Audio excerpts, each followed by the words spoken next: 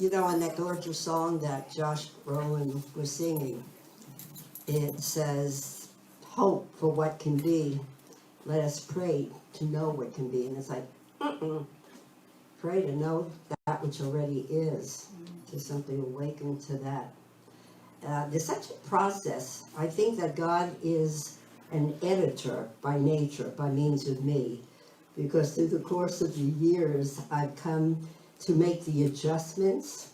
My textbook is full of the places in the science of mind where Dr. Holmes must have been in his more relative state of mind, and he kept, I shall, I will, and it's like, out with the will, out with the shall, it's right here, right now, Ernie. You mind if I take liberty? And so I think that's what we're doing within our own minds. We're constantly filtering and dissolving that which is no longer effective and finding a way to be more closely in alignment with our true nature. So It's a Wonderful Life. I want true confession. Has anyone not seen that movie? You've had since 1946. Oh my God.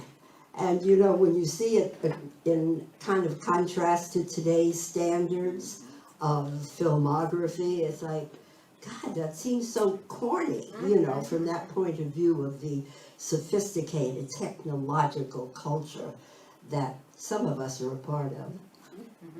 Some have yet to get there. So George, the hero of our story, it's you and it's me. You know, every Bible story, every fable, every myth that we've adopted as some part of our own inner psyche and mentality is the whole Bible, the Bhagavad Gita. All of the holy books have really only one story to tell, and it's the story of the evolution of our souls.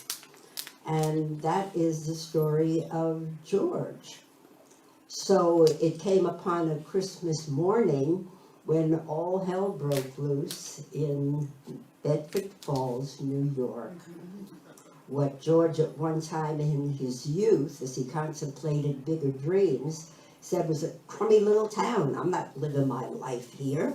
I've got big dreams. I've got big pictures of where I want to be and what I want to do. I want to see the world. I want to build buildings and bridges, and I want to make my mark and be great. And so on that Christmas morning, a whole series of circumstances led him to react to his circumstances to the point where his life, he felt, was so hopeless and helpless and devastating, and the harm that he perceived he had cooperated in doing to the people in his town brought him to the brink of suicide. And so I started paralleling, you know, what's going on in our world today, and it may not be the reasons the movie portrays that brought George to a state of desperation, but it certainly is reason enough in many places in our lives today, both collectively and personally, for us to feel despair and hopelessness and worry and concern about where is all this leading? What is this all about? And that's where George was. You know, we pretty much know the story that he saved his brother's life when they were just kids. His brother was in the water and was in danger of drowning, and George saved him. And in the process, he lost the hearing. George lost the hearing in one ear, which would play itself out, you know. And again, it's the story of the evolution of the soul. No thing that ever happens in a vacuum. It somehow all has a connecting link, if not to what's going on today, to what eventually will unfold, because we're setting causes in motion. To me, the whole movie in this time and place, certainly not when I saw it in 1946, but seeing it today, it all, again, the editor, the converter, that which I choose to use as that pivotal consciousness that I can shift in a minute if I so choose, and I can then see the correlation between what's going on in my inner world and what am I seeing in my outer world? And so George continues on his journey, looking very much forward to graduating high school, heading to college, to Europe, and to really investigate all these wonderful possibilities, only to discover in the process his dad has a stroke and dies, and George is called upon to please step in and take care of the family business, which is a building and loan company, which he also really degraded in terms of, oh my God, again, I not only live in a crummy town, but now I'm dealing with money, little penny ante things every day, squeezing here or giving there. And so the whole process of his life as it was being lived was far different than the life he wanted to see himself living. So it prompted me to think about an email I got last night. And one of my earliest students in Canada, up in Edmonton, had visited our former center, which she doesn't attend anymore. She's now a staff minister at one of the other centers in Edmonton.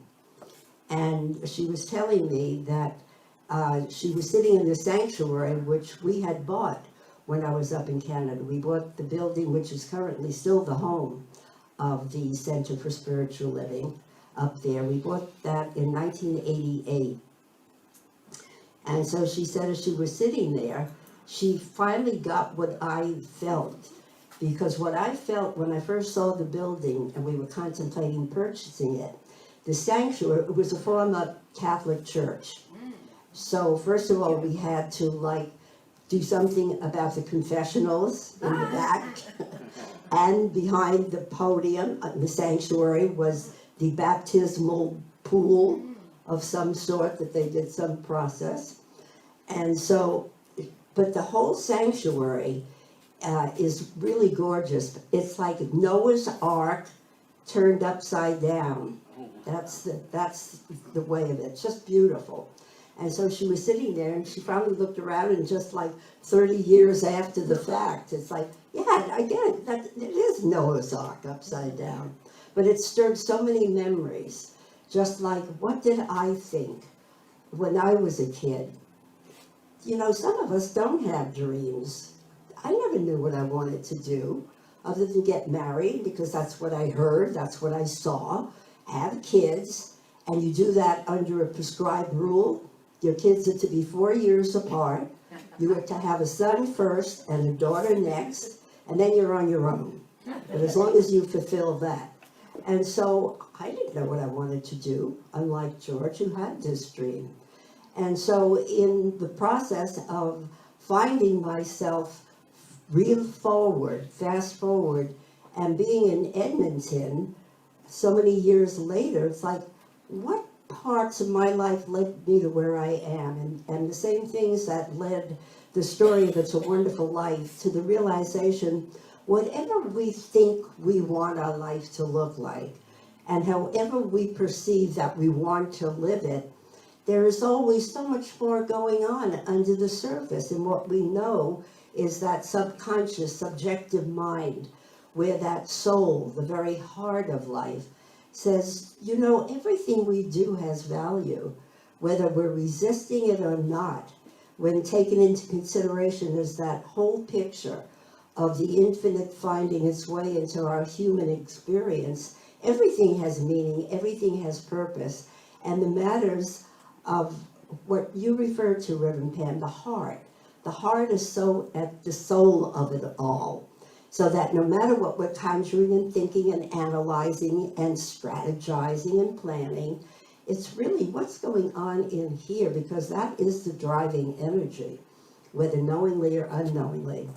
John O'Donohue, a beautiful, beautiful poet, had this to say about the heart. He says, although we live much of our lives outside in action and engagement in the world, one perfect impact of what happens is not registered there. It is registered in the narrative of what goes on in our heart. So what is the story of your heart? Here you have our hero, who does find love with Mary, who has adored him from very early on. And they are already invoking the law of attraction. Someone who really can experience that unconditional love that is through thick or thin. Stand by your man. And she had to, because we know George ran into seemingly circumstantial evidence that lost money due to a kind of half flaky uncle of his who worked in the business. And of course we have the devil of the story, Henry Potter. Very rich and very mean. A Scrooge of his own sort in this drama. And so everything is competitive because Henry wants to rule the town and George is a competitor, and so a lot of devious circumstances become such that the money is gone, thanks to Henry, and the brother, the cousin, everybody plays a little part. And so in that process, George finds the cumulative effect of everything that's been in his heart, his unexpressed desire for fame and greatness and travel and a greater exposure to the mystery and marvel of life. Everything about that is suddenly coming to a head because now he's on the line, humanly and physically, and expresses the wish, I wish I had never been born. At which point, he does have that inkling of faith that still is not completely lost. It's to the point where he says, God, I'm not a praying man, but if I am, I could sure use your help now. And with that prayer and the prayers of all, divine intervention. And who appears but angel second class, not first, but Clarence. I can still see him. If that guy's around, he must be 154. So Clarence comes to his aid, and in his wanting to gain understanding how Clarence can earn his wings, he plays back George's life to gather some understanding about what has led him to this point of desperation. And so the consequences of what has been happening prompt Clarence to relive George's life for him, to disprove his theory that he wishes he had never been born. And again, according to that law of cause and effect, it is shown that there would be no love, there would be no children that would be sharing his life, such as it is. His brother wouldn't have been saved in order to go on and become a hero and come back to town as a hero from World War II. And every aspect of all the people he did help in his community through offering them honest and modest loans with which for them to build lives, that whole sequence. And if they hadn't had that life, then they wouldn't have been able to raise their family. And so everything we do has a purpose and a meaning, whether we like it or not, whether we think it's our chosen path or not. Each and every one of us, picking out the true spiritual message for each and every one of us. I may think I'm just coasting along. I may think that, I probably have lived more years than I will live. Notice she said probably, who can say? Yet the bottom line is everything has mattered. Everything has had significance. So what would it be like if we use the message of this movie in particular as a time, particularly at this ending of the year 2019 and coming into a new year, as a true inventory, an honest inventory and compassionate and loving and very objective assessment of our lives, of where we are, of how the calling from within us is not limited by age, stage, or station of life, wherever we are at this point, if ever.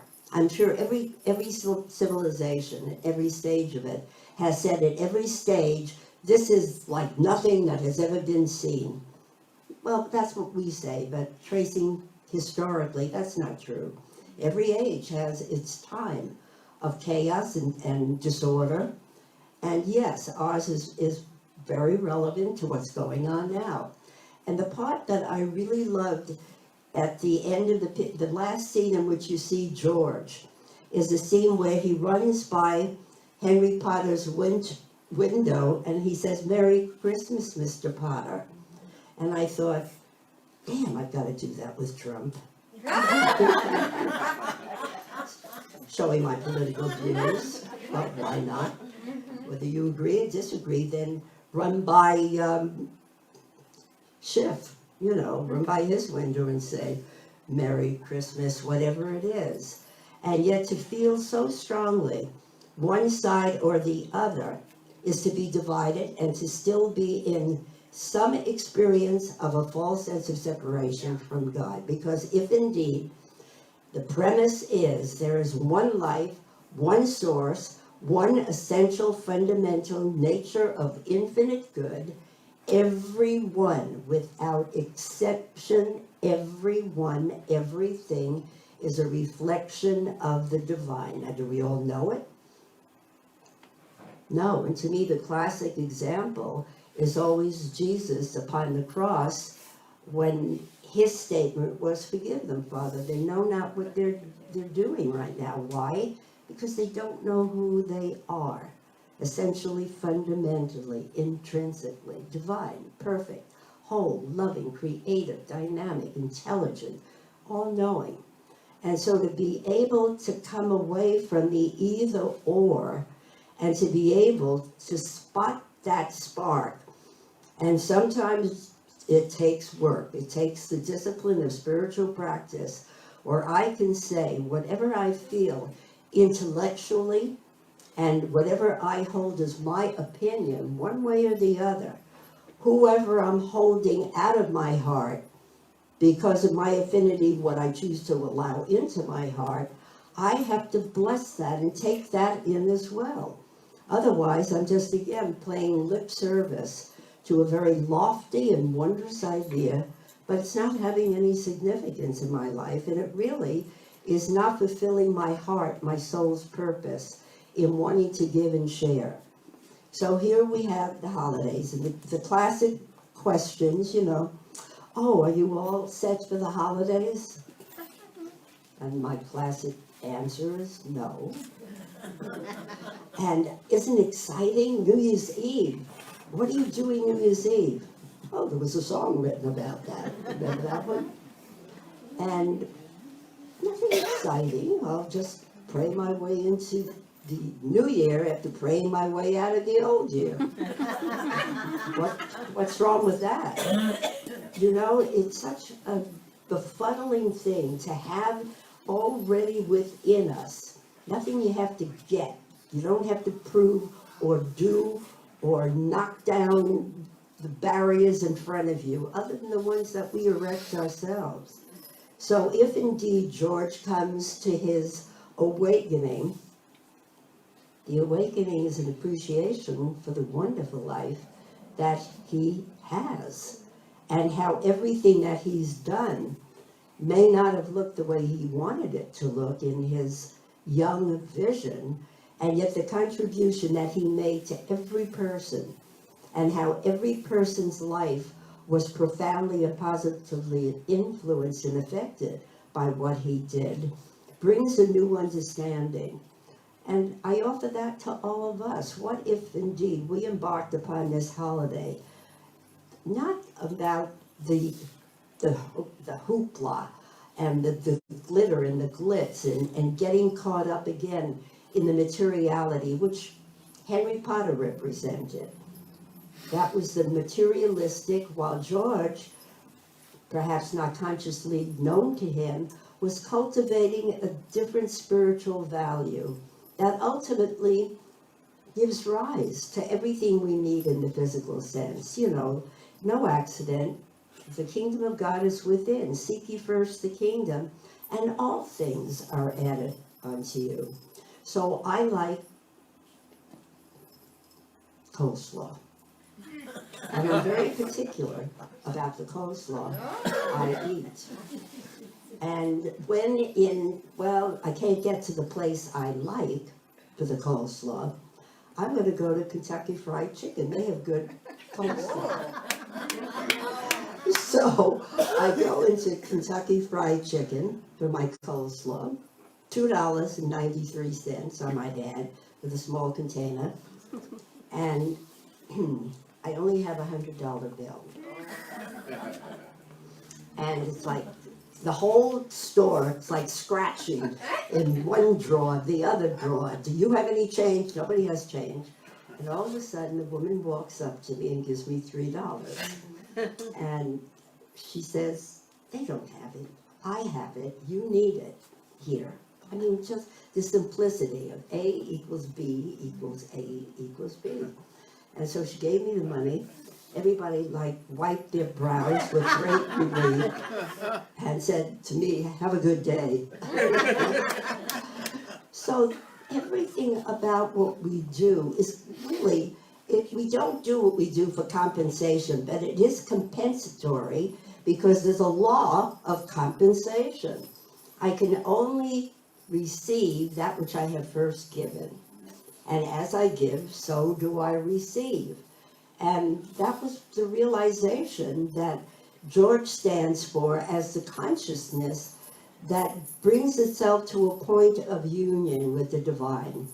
That says, if I believe, and I do, that there is an infinite intelligence, a Buddha nature, an Atman, an Emmanuel, a God within, through and as myself and all that lives, then there is something of its essence, its nature, that I am privy to. And of course, only that degree to which I'm aware of it is the degree to which it really fires up and goes to work more elegantly and efficiently and dynamically by means of me. I mean, we all see it. We see ourselves coming and going.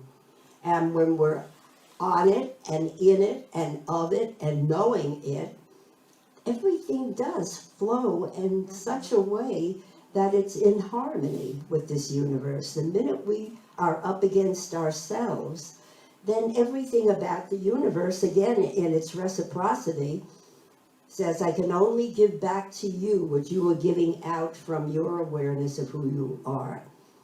That scary statement in the Bible, again, is something that holds such a truth about consciousness. To them that have, not the money, the things, all is given.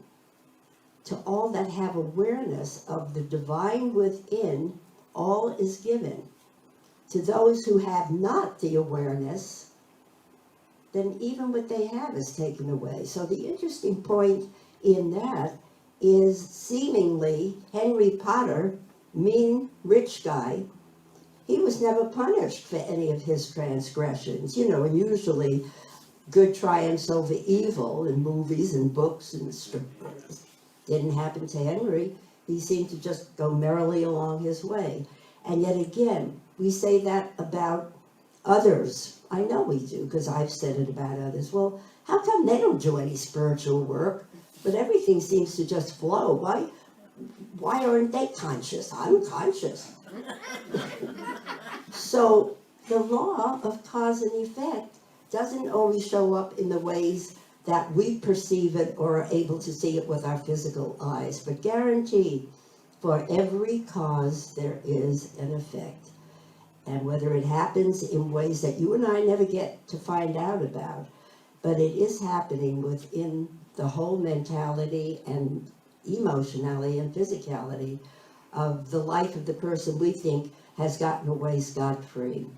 There is no scot-free other than being free in knowing everything works in such a wondrous, self-organizing, self-correcting, universal intelligence, wisdom, love, and impeccability, that it's up to us to realize this year, whether it's Hanukkah, whether it's Christmas, whether last week was Bodhi Day, that was the day that Buddha became enlightened, we should take his example. He sat under that tree after going through all the steps. Oh, I'll go on a fast, I'll be an ascetic. Oh, I'll go and I'll serve the poor. I won't wear clothes. I'll be poor and among them.